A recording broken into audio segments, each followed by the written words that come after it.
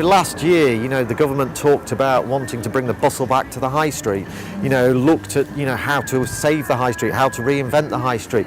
And then what did they go and do? Introduce, an increase in business rates of 5.6%, which was the highest in 20 years. Logic tells you that's not the way to save the high street. That netted the Chancellor an extra £350 million from retail alone. The retailer's going to have to pay another £175 million in additional taxation when business rates go up 2.6%. The government talk about freezing council tax, putting pressure on local authorities to freeze council tax, yet, central government are responsible for setting business rates and are going to hit retail really hard with an increase this year, at a time where, it shouldn't happen, it can't happen. When you look at, say, for example, HMV in Rochdale that's going to be closing, they pay nearly £900 a square metre for their floor space. Whereas what you've got is Amazon's fulfilment centre in Doncaster, they pay £40 per square metre for their floor space.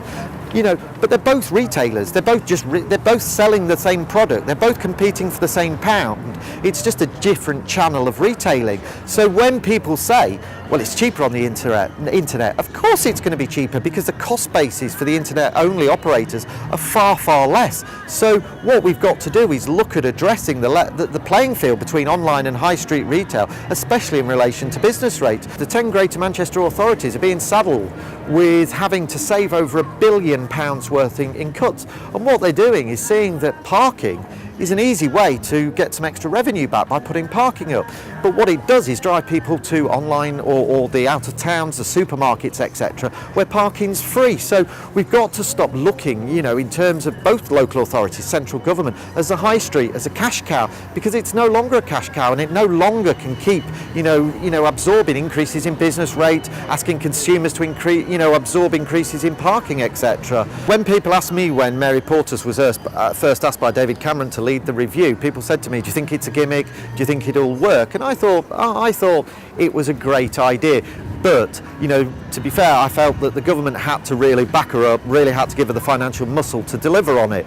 And I don't think that's happened. And I think, as we've seen what's happened with the Portas Pilots, the actual steps by the government to increase business rates by a 20-year high, etc., to me, it's looking more like it's about column inches as opposed to delivering real change and real substance.